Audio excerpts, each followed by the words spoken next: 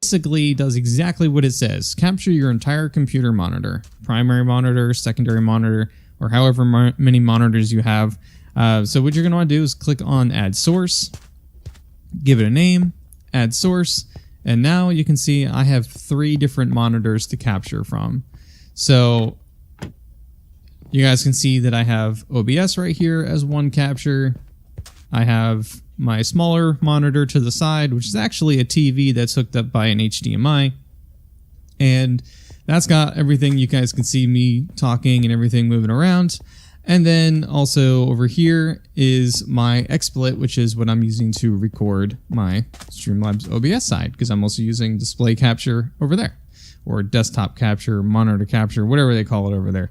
But yeah, that's basically what it is. And it's only going to allow you to capture whatever you guys have on there. So I'm not going to show anything on the screen like that just because it gets really crazy. But basically what the display capture does is what you just saw. It brings up whatever it is on whichever monitor you have. So this is usually good for when people want to show our show. They'll be like, okay, we'll use display capture. Look around. Take care.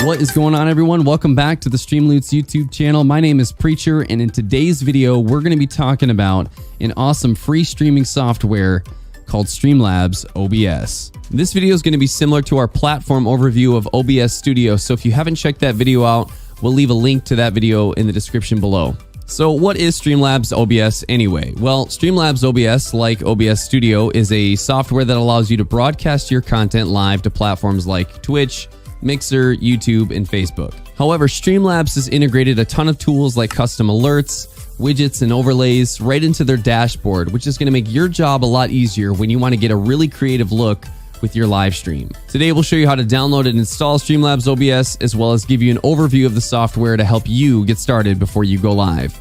With that being said, let's get into it. All right, so first things first, we need to download Streamlabs OBS. So we're going to go to streamlabs.com and download the software to our computer. So we're going to click this green button here that says download Streamlabs OBS. Once we click on that, it's going to download over here. And once that's downloaded, we can click on it and run the program. Then when we go to set up Streamlabs OBS, we're going to have to go through their terms and agreements. We're going to click agree. And we're going to choose where we want Streamlabs OBS to install. For me, I've installed it within my program files folder.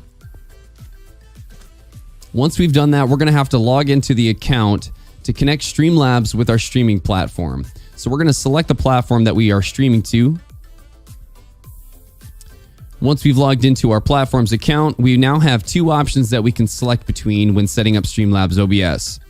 Now, as I said, this is very similar to OBS Studio. What Streamlabs OBS has done is they've allowed you to import settings from OBS Studio if you've already been working with OBS Studio to make your job a little bit easier.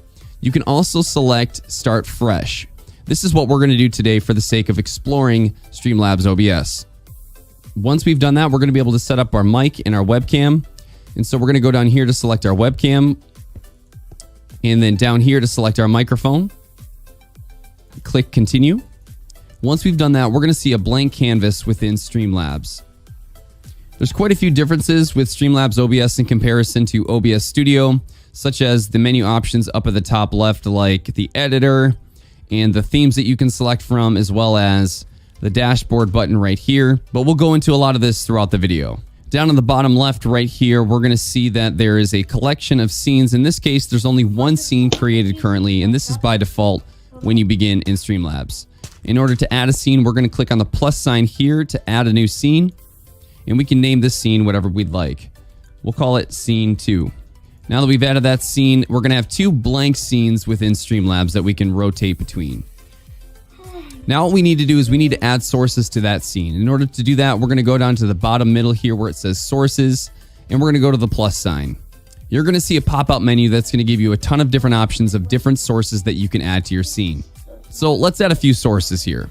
To begin, let's add a background to our scene here. Let's call this background.